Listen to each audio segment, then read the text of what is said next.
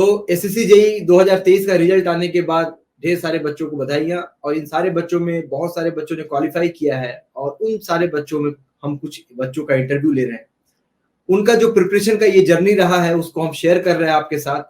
और अभी हमारे साथ मौजूद है रोशन रंजन, जो दरभंगा बिहार से बिलोंग करते हैं। तो सबसे पहले हम उनसे बात करते हैं, उनको कॉन्ग्रेचुलेट करते हैं। So hello Roshan, many many congratulation for this selection in your SSC JEE 2023। Thank you sir. So की हालचाल छे? बढ़िया अपन। So this is your local language of Darbhanga in Maithili. So Roshan, तुमने प्रिपरेशन की है, और प्रिपरेशन के बाद में आई होप ये जो सक्सेस है इसके बाद जब तुमने रिजल्ट देखा होगा, obviously you will be feeling happy. हाँ सर, बहुत ज्यादा। तो पहली बार ये एसएससी एग्जाम क्वालिफाई की है। सो ये रोशन ने पहली बार एसएससी जेईई का ये एग्जाम क्वालिफाई किया है। ही इज हैप्पी, ऑल्दो ये बहुत ज्यादा खुश भी नहीं है। खुश तो जरूर, सक्सेस मिलने के बाद तो हर स्टूडेंट खुश होता है, क्योंकि उसमें उसके पीछे की मेहनत छिपी हुई होती है। लेकिन थोड़ा सा इनको दुख भी है। ये अभी थोड़ी देर पहले शेयर कर रहे थे कि मुझसे कुछ गलतियां प्री में हो गई।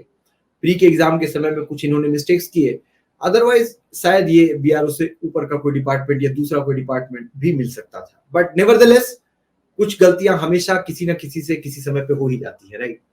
सो रोशन, हमें एक ब्रीफ जर्नी बताओ आप सारे बच्चों को कि इस प्रिपरेशन में क्या तुम्हारी क्या स्ट्रेटेजी रहा, क्या प्लानिंग रही, किस तरह से तुमने ये तैयारी की और कैसे एग्जाम दिया।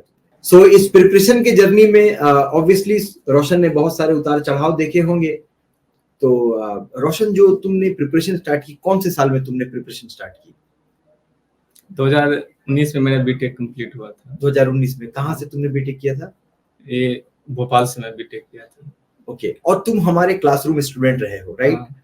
तो एक बात बताओ, ये पूरा जब तुमने कोचिंग कंप्लीट किया उसके बाद में तुमको क्यों ऐसा लगा कि करने के बाद, या फिर तुम कोचिंग जब कंप्लीट कर रहे थे उस समय में तुमको क्या लग रहा था, एग्जाम में सिलेक्शन हो पाएगा नहीं हो पाएगा, वीक फील कर रहे थे? व्हाट वाज योर फीलिंग क्या था जब तैयारी कर रहे थे उस समय की बात? भोपाल से मेरा इतना अच्छा तैयारी था नहीं एक्चुअली। बिल्कुल। तो लगा कि अब कहीं बाहर ही जाना पड़ेगा तैयारी करने अच्छा। के लिए। तो दिल्ली सबसे अच्छा लगा, यहाँ का माहौल सुने बहुत अच्छा यहाँ का है। तो यहाँ के पता चला आईएएस मास्टर। जब तुम मतलब मैं ये पूछना चाह रहा था कि जब तुम तैयारी कर रहे थे कोचिंग में, तो तैयारी के दौरान तुम्हें लगा ऐसा कि तुमसे निकल सकता है? क्योंकि कई बार होता है ना, बहुत सारे बच्चे तैयारी करते रहते हैं, तुम भी तैयारी कर रहे हो तो शुरू में होता होगा ना कि भाई स्टार्टिंग में ही तो एकदम से सारे सवाल नहीं बनते रहते हैं। नहीं, एसएससी के क्वेश्चन सारे बन जा रहे थे, लेकिन उसमें ये था कि टाइम बहुत कम, टाइम का कंस्ट्रेंट बहुत ज्यादा रहता है। ओके, मतलब बहुत कम टाइम में बहुत ज्यादा करना रहता है। ओके, मतलब ये तुम्हारा कहना है कि कॉन्सेप्चुअल क्लैरिटी थी, बट प्रैक्टिस का मिसिंग आउट था। बहुत ज्यादा इसमें जरूरत है एसएससी में। बिल्कुल, और ये बिल्कुल सच भी है कि एसएससी जेईई के जो एग्जाम्स हैं कंपेयर टू अदर एग्जाम थोड़े से डिफरेंट है। लेकिन यहाँ पे क्या है, टाइम का बहुत बड़ा एक कंस्ट्रेंट है। अगर समय के हिसाब से नहीं प्रैक्टिस की जाए तो फिर सवाल छूट जाएंगे और फिर सिलेक्शन जो है वो रह जाएगा, राइट? तो प्री का जो तुमने इस बार एग्जाम दिया था, प्री के एग्जाम में तुम अभी जो थोड़ी देर पहले शेयर कर रहे थे कि तुमसे कुछ गलतियां हो गई थी, वो कैसी गलतियां थी?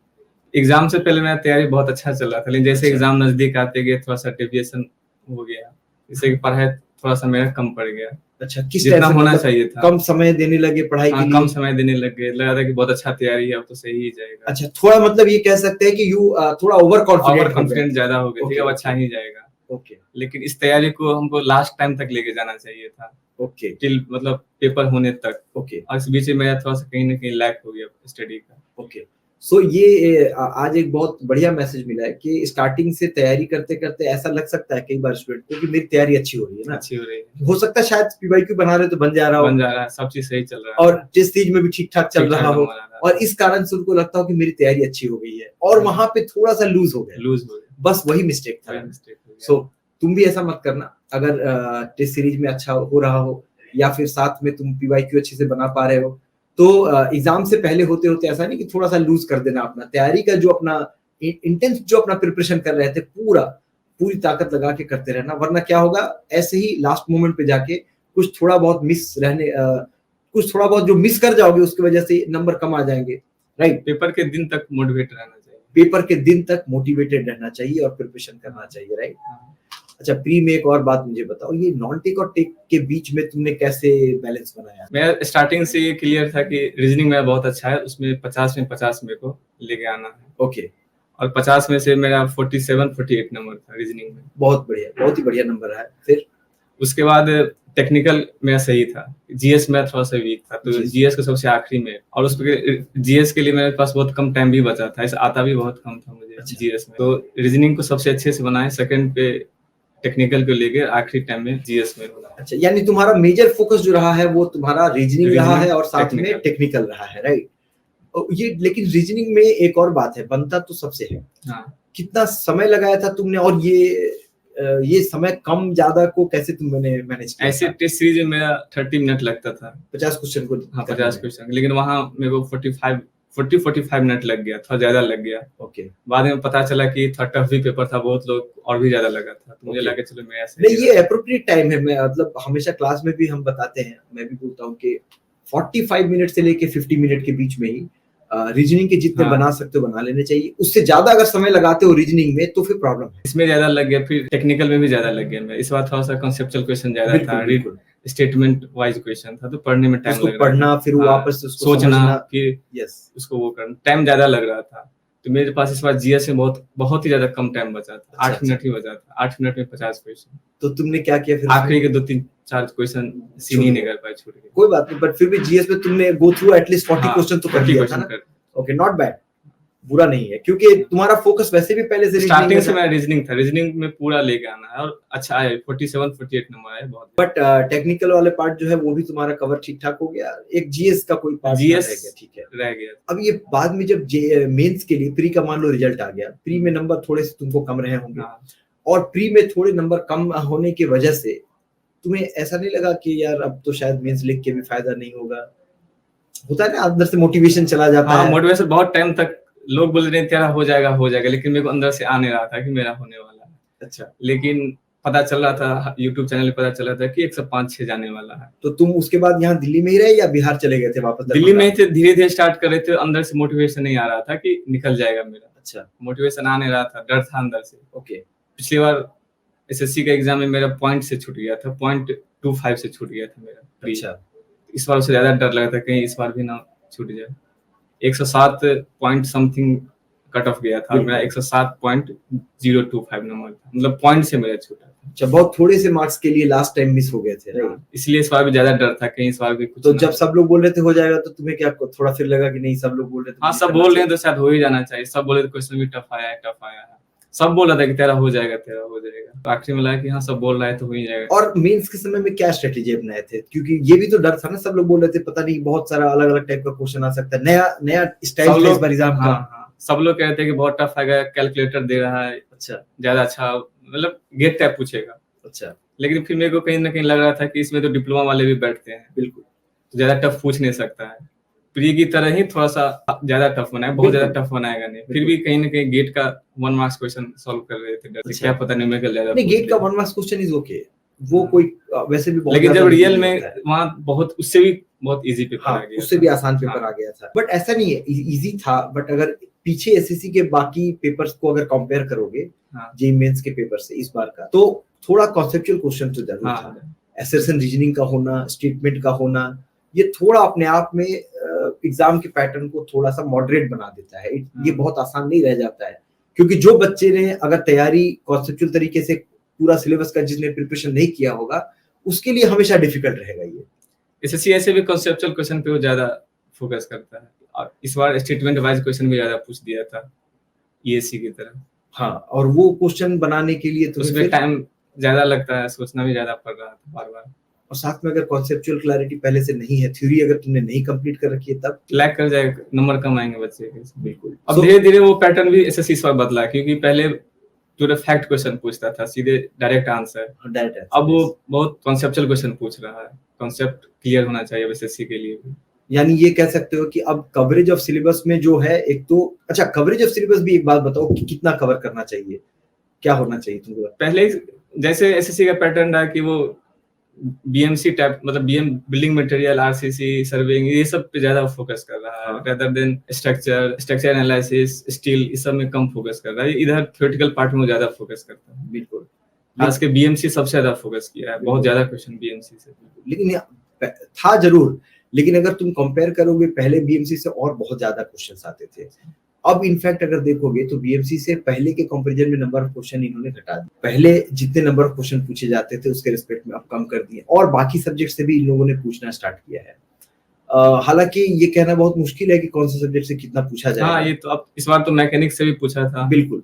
तो कुछ एक्स्ट्रा ऐड भी कर रहा है। हाँ, तो मुझे ऐसा लगता है कि इसमें कवरेज ऑफ सिलेबस अगर स्टूडेंट के पास टाइम हो तो पूरा करे। हाँ, रिवीजन के समय पे हो सके तो कुछ एक सब्जेक्ट जिससे थोड़ा कम वेटेज है उसको, चाहे अगर समय कम है तो कम रिवाइज करे, ये हो सकता है। सो रोशन, अभी नेक्स्ट प्लान क्या रहेगा तुम्हारा फिर? नेक्स्ट प्लान अभी बीआरओ से उतना खुश तो नहीं है। प्लान तो ये रहेगा 2024 में सीपीडब्ल्यूडी तैयारी किया जाए। नहीं, हम भी विश कर, हम भी प्रार्थना करते हैं कि तुम्हें अच्छा ही मिले, और तुम बढ़िया मेहनत करने वाले स्टूडेंट हो, क्यों नहीं मिलेगा, right? If you are consistent and if you have dedication towards your study, of course you will get through it. So Roshan, घर में तुम्हारे पास जो तुम्हारे पेरेंट्स वगैरह हैं, उनको तो बड़ी खुशी मिली होगी। हाँ, घर में तो सब तुम भले खुश ना हो, लेकिन घर वाले तो बिल्कुल खुश हैं कि सरकारी इंजीनियर बन गया अब तो। वैसे भी बिहार में अच्छा क्रेज है, राइट? घर में तो सब लोग खुश हैं। तो अभी घर में अगर बोलोगे कि अगर कहीं, जैसे मान लो अभी आप डिसीजन ले ले कि मैं तो बीआरओ ज्वाइन ही नहीं कर रहा, फिर घर वाले तो कुछ देर गुस्साएंगे, क्यों नहीं करेगा, जाना चाहिए, करो, जॉब छोड़ना नहीं चाहिए। लेकिन कहीं ना कहीं मुझे लग रहा है कि बीआरओ से ज्यादा अच्छा अगर सीपीडब्ल्यूडी सीडब्ल्यूसी मिलता है तो ज्यादा सही। बट ऐसा भी कर सकते हो, you can join that BRO and later on you can prepare, बाद में प्रिपेयर कर सकते हो सीपीडब्ल्यूडी के लिए। अभी मेरी तैयारी बहुत अच्छी है, तो ये ब्रेक ना हो, इस चीज का डर है मुझे। एक बार अगर ज्वाइन कर लिया, that is also good choice. See, अपना हमेशा चॉइस होना चाहिए और क्लियर होना चाहिए कि हम क्या करना चाहते हैं। जब तक क्लैरिटी नहीं है तब तक तो सच में प्रॉब्लम है, बट एज लॉन्ग एज रोशन के पास में क्लैरिटी है कि ही इज थिंकिंग कि उसकी अभी की तैयारी बिल्कुल ही ही इज फाइंडिंग आउट के तैयारी उसकी अच्छी कंडीशन में है, तो irrespective of going anywhere here and there, ये अच्छा डिसीजन भी हो सकता है। You can prepare and you can get through the preparation में। एक बार ब्रेक आ जाती है तो फिर दोबारा कंटिन्यू करना बहुत मुश्किल हो जाता है। हाँ, थोड़ा मुश्किल तो होता है, तो फिर से स्टार्ट करना थोड़ा सा मुश्किल है। तो फिर यहाँ रह के करोगे या वापस घर जाओगे? कोशिश तो यही रहेगी कि बीआरओ में जाके एक्सटेंशन अगर मिल जाए तो एक्सटेंशन लेके दोबारा तैयारी शुरू करो। और ये प्रिपरेशन की जर्नी में तुम 2-3 साल में जब उतार चढ़ाव बहुत सारे आए होंगे, तो ऐसा नहीं कभी लगा कि यार अब छोड़ देते हैं, या जब ऐसा लगा होगा तो मोटिवेशन कहाँ से मिला तुमको? बहुत बार मुझे लगा कि तैयारी अब छोड़ देनी चाहिए, हो नहीं रहा, इतना साल हो गया। हाँ। बाकी बहुत सारे मेरे दोस्त प्राइवेट जॉब में हैं, उनको देख के लगता था कि वो तो बहुत आगे चले गए, उनके पास एक्सपीरियंस भी आ गया है। फिर मुझे लगा कि यार अब तो बहुत उतने साल का एक्सपीरियंस लेना मेरे पास की है नहीं। अब यहाँ तक आ गए हैं तो थोड़ा सा और हिम्मत रखा जाए और आगे की तैयारी की जाए, क्योंकि अब 4 साल 5 साल का एक्सपीरियंस लेना बहुत बड़ी बात है। इससे अच्छा है कि जहाँ तक 4-5 साल का जो एक्सपीरियंस मेरा पढ़ाई करा उसको कंटिन्यू करते हुए आगे की तैयारी, कहीं ना कहीं तो निकल जाएगा। ये तो था, अगर इतने साल लगाए। मेहनत तो अलग बात है, बट साथ में यार इतना पेशेंस रखना और फिर खुद को मोटिवेटेड रखना, हैट्स ऑफ टू यू रोशन। क्योंकि कई बार क्या है, 2-3 साल लोग या 2-3 बार एग्जाम देने के बाद में वो हताश हो जाते हैं, छोड़ देते हैं। ये हिम्मत सबको बना के रखनी चाहिए, क्योंकि अगर तुमने कुछ अपना टारगेट लिया हुआ है और कुछ तुमने सोचा है कि कुछ गोल अचीव करना है, तो उसको कड़े मेहनत के साथ विश्वास रखना चाहिए, होगा ही। अगर इतना टाइम लगाए पढ़ाई, बिल्कुल अपने मन पे विश्वास रहना चाहिए। दिन भर में तुम जो पढ़ाई करते थे, मान लो 6-7-8 घंटा जो भी, ये पढ़ाई के अलावा कुछ अलग से एंटरटेनमेंट वगैरह के लिए? एंटरटेनमेंट तो यहाँ हम लोग जहाँ रह रहे हैं वहाँ एंटरटेनमेंट का ज्यादा साधन है नहीं। बिल्कुल, बस शाम को एक्सरसाइज ही और खेलना ही एक बचता है पार्क में। अच्छा, that is also entertainment. That does not mean entertainment मतलब हमेशा कोई मीडिया एंटरटेनमेंट होना चाहिए। एक्सरसाइज इज आल्सो गुड, मतलब एक्सरसाइज इस काइंड की फिजिकल एक्सरसाइज कर रहे हो तो ये तो और ज्यादा बेहतर है। जब तक तुम फिट हो तब तक तुम्हारा मेंटल स्टेबिलिटी भी बना रहता है, और कुछ होना हो शाम को एक रनिंग फिक्स रहता है हम लोगों का, राइट? एक्सरसाइज। आई होप मैंने तुम्हें कहीं यहाँ आसपास देखा भी है रनिंग करते हुए। हाँ, पीछे संजय वन है। यस रोशन, और ये जो तुम एग्जाम लिखते थे तो उसके पहले टेस्ट सीरीज भी देते थे, और टेस्ट सीरीज में नंबर जो कम आते थे उसको लेके कभी नहीं सोचते थे कि यार मेरा तो नंबर ही खराब हो गया। हाँ, कभी-कभी तुमने अभी एक शेयर किया कि तुमको अच्छा नंबर आने लगा। हाँ, तो एक तो तुम्हारी गलती हुई कि चलो अच्छा जब चल रहा था तो तुमने थोड़ा पढ़ाई कम कर दी, बट ऐसा भी तो हुआ होगा कि कई बार नंबर कम आ गए। कम आते थे, जो पार्ट वीक रहता था, जिस चीज में बार-बार गलती हो रहा है उसका स्क्रीनशॉट लेके रखना है टेस्ट सीरीज में कि कहाँ से मेरे पास मेरी गलती हो रही है, किस टॉपिक में मेरे को अभी और मेहनत करनी है। अच्छा, उस टॉपिक का स्क्रीनशॉट रखना, उसको हर जगह हर कंटेंट में ढूंढना है कहाँ इसका आंसर क्या है, उसके आसपास कुछ चीजों को थोड़ा सा ज्यादा एनालिसिस करता था। ओके, और एक मैं बड़ा अजीब सा सवाल पूछना चाहूंगा कि जब सक्सेस नहीं मिलता तब ज्यादा प्रॉब्लम होती है, सक्सेस मिलने के बाद तो एक स्ट्रीमलाइन में आ जाता है बंदा। जब सक्सेस नहीं मिल रहा था तो तुमको ऐसा नहीं लगा कि यार हो सकता है जो मैंने पढ़ाई की वो सही नहीं है, यहाँ वहां भागूं, कहीं और कुछ कर लूं इधर से, क्योंकि बहुत डाइवर्सिफाइड जो कंटेंट है तुम उसके पीछे नहीं भागना स्टार्ट किए? नहीं, ये बहुत बार लगता है कि हो नहीं रहा है कि मेरी पढ़ाई में तो कोई गलती नहीं है, लेकिन जो भी कंटेंट मिले एक कंटेंट पे फिक्स रहना चाहिए, मुझे यहीं से पढ़ना है, यहीं से कुछ नहीं। बहुत ज्यादा कंटेंट लेने से और ज्यादा दिक्कत होने लग जाती है। इससे अच्छा है कि एक ही कंटेंट को बार बार मेमोराइज करने से ज्यादा सही हो जाती है। पीवाईक्यू तुमने कितनी बार बनाया होगा? पीवाईक्यू 2 से 3 बार 4 बार बनाया, 2-3-4 बार बनाया था तुमने? पीवाईक्यू सबसे अच्छा काम आता है एसएससी में, वो रिपीटेशन ज्यादा आता है एसएससी में। तो पीवाईक्यू के अलावा और क्या सजेस्ट करना चाहोगे? पीवाईक्यू से तो सबसे ज्यादा फायदा होता ही है। उसके बाद टेस्ट सीरीज, जितना ज्यादा टेस्ट सीरीज लगा, टेस्ट सीरीज सबसे ज्यादा काम आता है। वो बहुत काम आता है, गलतियों को भी बताता है कहाँ हम गलती कर रहे हैं, हमारा एक्यूरेसी बढ़ता है। प्रैक्टिस से ही टाइम हम एग्जाम में बचा भी सकते हैं। जितना ज्यादा हम लोग क्वेश्चन लगाएंगे उतना ज्यादा फायदा होगा। बिल्कुल, एक्चुअली क्या है टेस्ट सीरीज में ना बहुत सारे ऐसे तुमको दो बात तुमको पता, एक तो तुमने क्या पढ़ाई की है। टेस्ट सीरीज में सपोज 50 सवाल है, उन 50 सवाल में तुमने 25 क्वेश्चंस को अटेम्प्ट किया, क्योंकि वो 25 क्वेश्चन से रिलेटेड पढ़ाई करके आए थे। अब तुम जब उसको अटेम्प्ट करते हो तो एक बात ये समझ में आती है कि जो पढ़ाई किए हो उससे रिलेटेड तुम उस सवाल को अप्रोच कर पा रहे हो कि नहीं, और जो मान लो तुमने छोड़ दिया, वो नहीं पढ़े थे, तो उस पर्टिकुलर पार्ट पे फिर जाकर देखते हो कि जो मैंने नहीं पढ़ा था, तो ये कंप्लीटनेस एक प्रोवाइड करता है। साथ में जब तुम्हारे सवाल में जिस सवाल का जवाब बनाते वो गलत जब हो जाता है, उसके सॉल्यूशंस वगैरह जब आ जाते हैं, उसको देख के ये भी पता चलता है कि मुझसे गलती क्या हुई थी।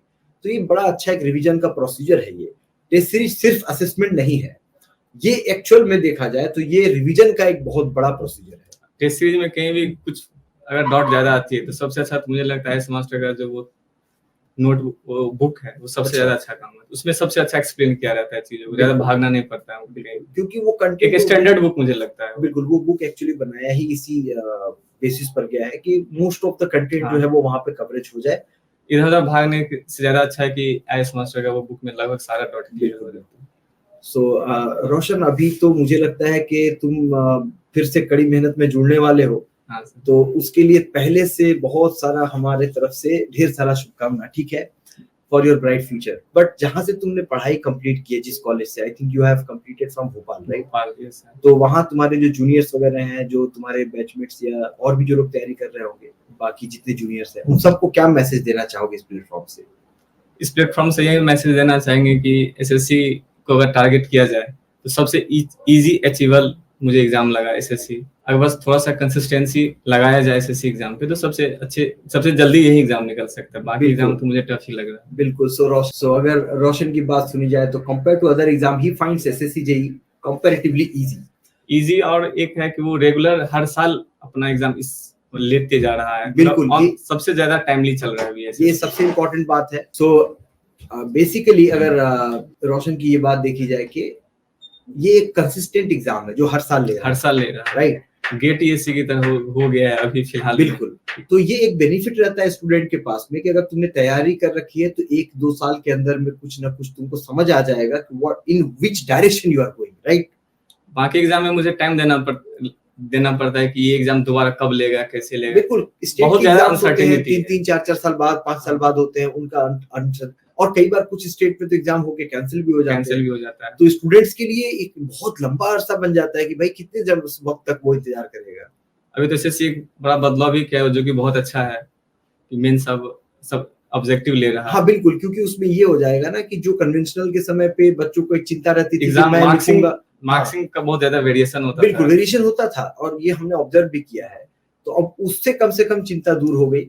अगर तुमने सही से पढ़ाई कर रखी है और तुमको प्रैक्टिस तुमने अच्छी कर रखी है, तो ऑब्वियस सी बात है अब जो मेंस के एग्जाम है उसमें कंपैरेटिवली तुम्हारे लिए बेहतर ऑप्शन है। मार्क्स का इवैल्यूएशन अब ज्यादा अच्छा होता है पहले के कंपैरेटिवली। बिल्कुल।